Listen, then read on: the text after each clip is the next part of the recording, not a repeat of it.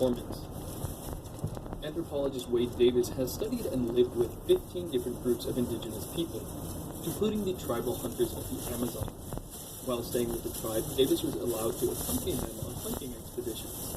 Hunts began in the morning, and they would persistently chase animals at a jogging and running pace over many hours. After a while, the animal would collapse from exhaustion, and they would then kill it at short range. Davis was most impressed by the fact that these hunters never opened their mouths to breathe during the hunt. To maintain proper carbon dioxide levels and better facilitate the oxygenation of the body, you'll want to lower the volume of air you take in and out over time. What that means is while taking deep breaths can be good, taking deep breaths quickly is not. Some well-meaning yoga instructors teach that you should take deep breaths that expand the lungs, but fail to stress the importance of having the breath be slow and controlled. In the Hatha Pradipika, a seminal text of Hatha Yoga compiled in the 15th century, one of the passages says, just as lions, elephants, and tigers are calm and controlled, the breath too must be controlled by slow degrees. Hasty or forceful breath kills the practicer himself. In the animal world, mouth breathing is a rarity, to the extent that it is usually a sign of illness. Farmers know this. They will immediately know if an animal is sick or not by noticing whether it breathes through the mouth. Aside from dogs who pant to regulate their body temperature when they're hot, most all land mammals regularly breathe through their nose except in times of distress. In humans, chronic mouth breathing can lead to cavities, gum disease, lowered immune function, digestive disturbances, poor sleep quality, and can result in crooked teeth and even poorly developed facial structure. During the 1960s, dentist Egil Harville conducted a number of experiments where young monkeys' noses were blocked with silicone nose plugs. This caused these monkeys to breathe through the mouth, and they gradually acquired a facial appearance different from the control monkeys. The mouth-breathing monkeys developed crooked teeth, a lowered chin, and other facial deformities. Essentially, mouth breathing leads to a longer face with a set-back jaw, less pronounced cheekbones, and restricted airways. I've sometimes wondered why athletes usually tend to be pretty good-looking. I figured there would be an equal amount of facially challenged athletes as there are attractive ones. Patrick McJones argued that breathing plays a role here too. Because the athletes had been breathing properly, it set them up for better physical conditioning as a child, meaning better sports performance. And proper breathing supports the development of good facial structure. Now, I've only covered some of the important aspects of nasal breathing. Check out the book The Oxygen Advantage for an impressively thorough exploration of this topic. But I'll leave you with one important tip to help you get the most out of your breathing. Just put some micropore tape on your mouth when you sleep. As weird and slightly scary as that may sound, the quality of sleep you get from ensuring that you breathe through your nose will definitely be worth getting used to the tape. This has helped me personally, and even people with asthma report that this drastically improves the quality of sleep. Of course, it's best to avoid this if you have certain medical conditions, or in certain situations like after drinking alcohol. After wearing the tape for about 3 months, it should have you naturally breathing through your nose during sleep and improve your breathing pattern during the day. This video was brought to you by Squarespace. They make the process of making a website super simple. They have beautiful award-winning templates to choose from, and picking your domain name is really easy. There's no upgrades, nothing to install, no patches ever, and it's got 24-hour customer service. You can start your free trial at squarespace.com and enter the offer code WIL to get 10% off your first purchase.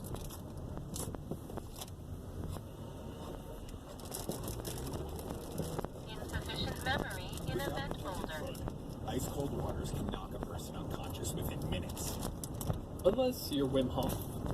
Wim Hof has become very popular recently, and his method has gathered many devoted followers quite quickly. The fame comes from Wim's impressive feats. He holds 26 world records for things like staying submerged in ice for an hour and 58 minutes. He climbed Mount Kilimanjaro in shorts. He ran a full marathon in the Namib Desert without water, and ran a marathon in temperatures 20 degrees below freezing. This is all very impressive, but the reason why the Wim Hof method has so many followers is probably because if you do the method, you will get results. With something like meditation, it takes a lot of practice and patience to be able to say, I've been feeling good lately. I think I'm doing this right. With the Wim Hof method, however, if you do the breathing properly, you will feel noticeably different in a couple of minutes. You'll feel quite good. You'll even find you can do things like tolerate a cold shower, or even sit in an ice bath for a few minutes without too much discomfort. Given its popularity, many people are already doing the method, or are eager to try it. So I figured it would be good to first talk about what is happening in your body when you practice the breathing method. By clearly understanding what is going on, you'll have more confidence that you are doing it in a way that gives you the most benefit. The breathing method goes like this. Sit or lie in a comfortable place and begin taking deep breaths at roughly this pace. 3.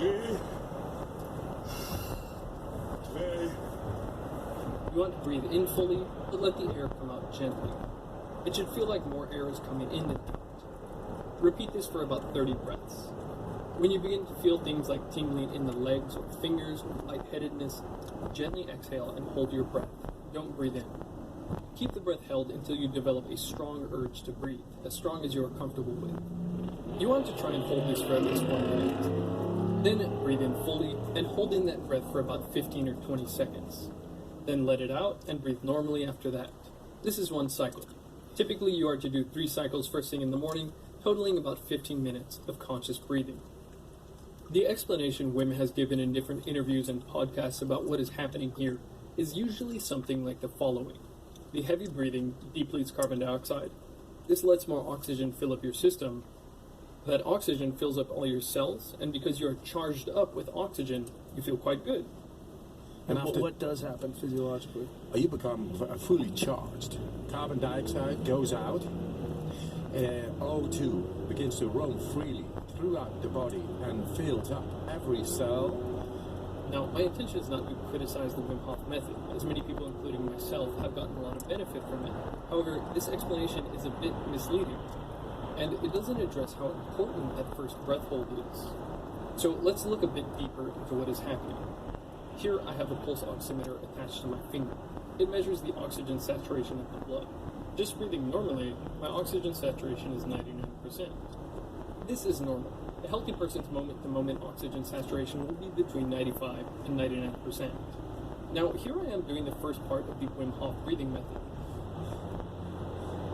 Even though my blood oxygen saturation stays at 99% and doesn't change, I do start to feel a bit of pressure in my head, tingling in my legs and fingers. I'm putting out my thumb and fingers to indicate how strongly I'm feeling these sensations. At this point, I'm feeling tingling in my stomachs. In the Boston after a session of this kind of breathing, Matt Shea says, Yeah, you get eventually the lighter hallucinations, but just be depressed. and actually that's pretty accurate. If I were to continuously breathe like this for a while longer, I would most likely pass out from hypoxia, a state of reduced oxygen availability. But while breathing heavily like this, my oxygen saturation stays at 99%. So how can I eventually pass out from reduced oxygen availability? Well, it has to do with where the oxygen is. The first 2 points of Wim's explanation are accurate. As he said, when you take all those big breaths, you do end up depleting carbon dioxide. And the oxygen levels in the blood can technically increase at some point. My pulse oximeter hasn't gone past 99%, but people doing the Wim Hof method have increased their blood oxygen saturation to 100%. However, because oxygen is continuously diffusing from the blood into the cells, it's unusual for oxygen levels in the blood to reach 100% in a healthy person. Higher than normal saturation of oxygen in the blood is actually an indication that your cells and organs are not using oxygen efficiently. As Patrick McKeown, author of The Oxygen Commack, says, an oxygen saturation of 100% would suggest that the bond between red blood cells and oxygen molecules is too strong, reducing the blood cells' ability to deliver oxygen to the muscles, organs, and tissues. We need the blood to release oxygen, not hold on to it. Increasing oxygen saturation to 100% acts like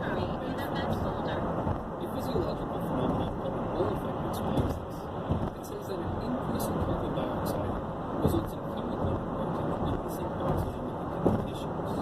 However, a decrease in carbon dioxide results in hemoglobin holding onto the oxygen, and it's less available for the brain, muscles, and other tissues to use. And this is how you can lose consciousness from hyperventilation. Carbon dioxide is not just a waste product. It is actually very important to your body being able to produce oxygen.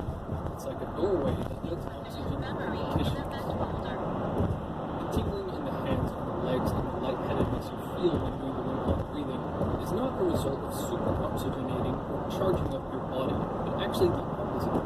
Reduce oxygen availability from depleted carbon dioxide. This is why the breath hold at the end of the deep breaths is very important. It replenishes the lost carbon dioxide. As a result of normal metabolism, the cells in your body are constantly producing carbon dioxide. So the way to restore depleted carbon dioxide levels is to simply let it build up by holding your breath. WIM encourages people to hold the breath and exhale for at least a minute or until they feel a particularly strong urge to breathe in. Practitioners of yogic breathing or pranayama should be familiar with the importance of this breath hold. In fact, there are pranayama breathing exercises that are quite similar to the Wim Hof breathing method, where you breathe in and out strongly and then hold the breath. In fact, in the extensive yoga manual, Asana Pranayama Mudra Bandha, it says that the most important part of pranayama is actually kumbhaka, or breath retention. Now, you may wonder why you can hold your breath for so long after the deep breaths. Well, the signal to the brain to breathe doesn't come from a lack of oxygen. It comes from a buildup of carbon dioxide. The deep breaths deplete carbon dioxide, so when you hold your breath, it will take longer to build up enough carbon dioxide to create the signal to breathe. This is why it's important not to do the breathing technique underwater or while standing up. Depending on how much you hyperventilated, you can unexpectedly pass out from hypoxia before you get a strong signal to breathe. So, when doing the Wim Hof method after the quick breaths, make sure to hold the breath in the exhale for as long as you are comfortable with, or until you feel tightness or contractions in the throat or chest. This discomfort is a good indication that you have replenished most of the carbon dioxide that you lost. My last video was all about the importance of breathing through the nose. The nose regulates airflow in a way that preserves carbon dioxide. When you breathe through the mouth, it's easy to exhale too much carbon dioxide and your tissues get less oxygen. There are even studies showing a link between mouth breathing in adolescence and decreased puberty. Understandably, some commenters question whether the Wim Hof breathing could be decreasing intelligence because it involves hyperventilation. However, I wouldn't worry about that for two reasons. One, as mentioned, the breath hold should restore most of your carbon dioxide. Two, in the last video, I was talking about how chronic overbreathing during the day or sleeping with your mouth open at night is what you need to be careful for. If you spend 30 minutes doing the Wim Hof breathing exercise in the morning, but are breathing properly through the nose the remaining 23 hours of the day, you should be fine. But to make sure the breathing exercises don't affect your default breathing negatively, you can keep track of your BOLT score. BOLT stands for Body Oxygen Level Test, and it's an easy way to understand if your natural breathing is efficient or not. Here's how to test the BOLT score as described by Patrick McKeown. Take a normal breath in through your nose and let it out through your mouth. Hold your nostrils with your fingers and stop breathing. Time the number of seconds until you feel the first clear desire to breathe. You might feel the need to swallow, or your abdomen or throat may lightly contract. When you feel something like this, stop the timer. BOLT is not checking how long you can hold your breath, but how quickly your body reacts to a lack of air. So the very first clear signal that you need to breathe is when you should stop the timer. It's best to do this first thing in the morning, as how you breathe during the night best reflects your natural breathing pattern. A score of 20 seconds is average, and a score of 40 is particularly good. If your score is under 20, then that's a sign you have a poor breathing rhythm and maybe over-breathing through the mouth during the day or while you sleep. Keeping track of this score over the days you do the Wim Hof method is a good way to understand the overall breathing rhythm. Hopefully this information helps with your approach to the breathing method. The Wim Hof method seems to be safe for most anyone, as long as you're not overdoing it or have a pulmonary issue or other health complications. The method has a lot of very interesting health benefits, and I'll talk in depth about other aspects of it in the future, so be sure to stick around. This video was brought to you by Squarespace. If you need to make a website for whatever purpose, make sure to check them out. They make the process really simple with beautiful award-winning templates you can choose from and easy domain setup. There's no upgrades, nothing to install, no patches ever, and it's got 24-hour customer service. You can start your free trial at squarespace.com and enter the offer code WIL to get 10% off your first purchase. Insufficient memory in event folder. Insufficient memory in event folder. Insufficient memory in event folder.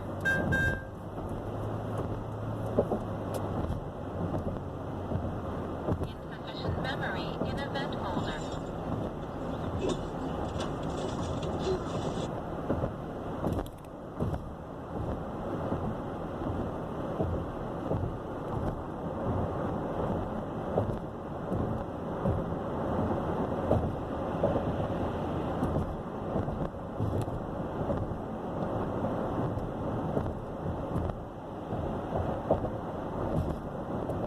Lately, I feel the word hack is used far too often. Pretty much any slight improvement on something is a hack nowadays. So it's not too often you see the word used properly, as in referring to gaining unauthorized access to a computer or system. However, the word hack is actually pretty appropriate to describe the Wim Hof method. Biohack, body hack, mind hack, whatever you want to call it, what it lets you do is consciously access something you shouldn't be able to, the autonomic nervous system. This system is the primary mechanism in control of the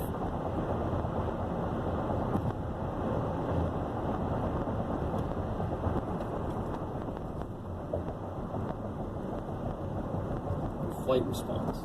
Wim Hof's method seems to be a path towards achieving incredible feats like withstanding freezing temperatures and things like climbing mountains or running marathons without any prior training. But how?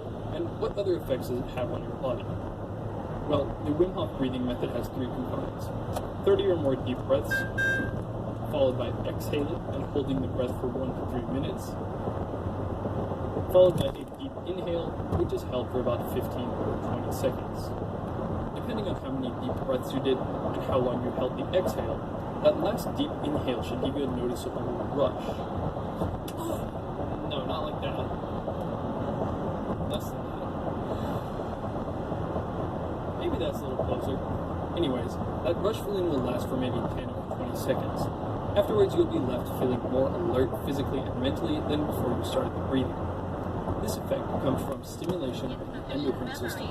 Something about breathing in the way Wim Hof instructs causes your body to pump out certain hormones like adrenaline and noradrenaline to levels that you don't normally see in people's day-to-day life, which suggests the breathing is manipulating the fight or flight response. So what changes in the body does this breathing cause? One has to do with blood pH. If you're a fan of Michael Crichton, you may remember the scene in the Andromeda strain where one of the infected characters was told to hyperventilate, to raise his blood pH, to stop the infection from growing. The reason this works is because breathing deeper than necessary means you exhale a lot of carbon dioxide. Because most carbon dioxide is converted to bicarbonate and carbonic acid in the bloodstream, lowering carbon dioxide levels through deep breathing will raise your blood pH. Your blood becomes less acidic and more alkaline. While making your blood alkaline can have some interesting effects when it comes to exercise performance or resisting the cold, alkalosis can lead to constriction of the brain's blood vessels and reduce calcium levels, leading to increased nerve and muscle excitability. This is one of the reasons why you feel pins and needles when doing the breathing, and if you do the deep breathing step for a particularly long time, you may experience cramps or muscle spasms. You get these tingling sensations throughout your hands and your body sort of feels like it's vibrating. Mine was my hands were like this, they just locked and I could not move them then. Your blood doesn't stay alkaline for very long after the deep breaths. A study involving people trained in the Wim Hof method shows that the blood pH returns to normal just 85 seconds into the breath hold, and the blood pH levels out and stays in the normal range after stopping the breathing techniques. I don't mean to say the Wim Hof method is dangerous, I just mean to clarify the enhanced alkaline state of the blood is only temporary, and that's probably for the better.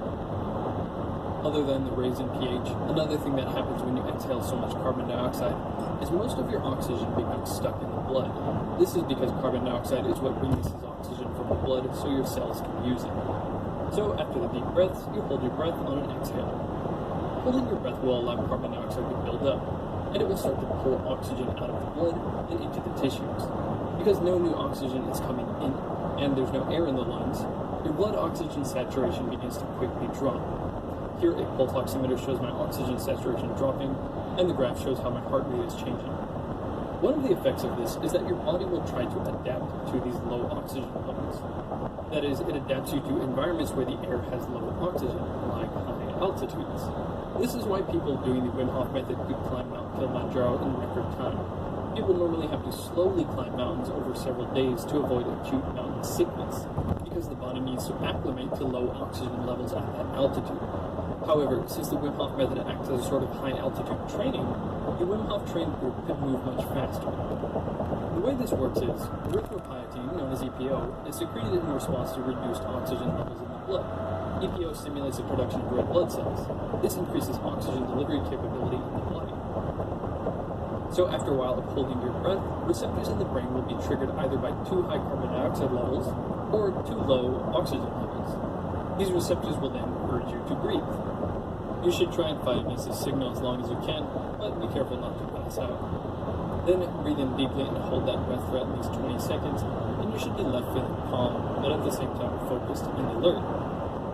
So, at some point in this sequence will stimulate your endocrine system, leading to a strong release of hormones, adrenaline and noradrenaline in particular. Matthijs Cox and Peter Pickers of Radboud University led an experiment where individuals who were taught the Wim Hof method were injected with a bacterial endotoxin, a component of the E. coli bacteria. This injection isn't actually harmful to the body, but it tricks the immune system, causing it to overreact. 99% of people who come into contact with this endotoxin react for a couple of hours as though they have the flu. The test is normally used to understand the effectiveness of certain immune suppressant drugs.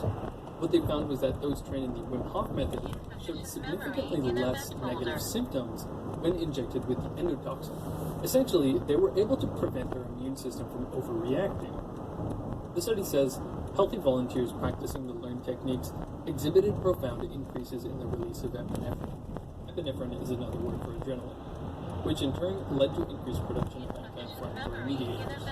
This study could have important implications for the treatment of a variety of conditions associated with excessive or persistent inflammation, especially autoimmune diseases. With autoimmune diseases like rheumatoid arthritis or Crohn's disease, your immune system attacks healthy cells in your body.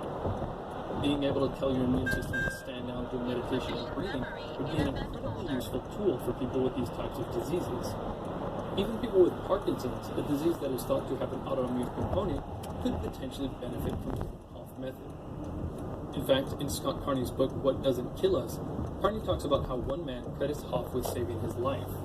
He says that through Hof's breathing technique and ice-cold showers, he can manage the disease with far fewer drugs than when he was first diagnosed, removed just to help with the pain. Carney himself says he used to get very big canker sores every month or so, but after doing the Wim Hof method, they only appear once a year and are very small and manageable. Also, people who suffer from allergies may benefit from the breathing method, considering it raises adrenaline. Adrenaline is used as a treatment for anaphylaxis, severe allergic attacks. You may know someone with a serious food allergy who carries an EpiPen, a small device that injects adrenaline. So at what point in the breathing is adrenaline, or epinephrine, released? Well, the endotoxin study says that they were not able to precisely identify when the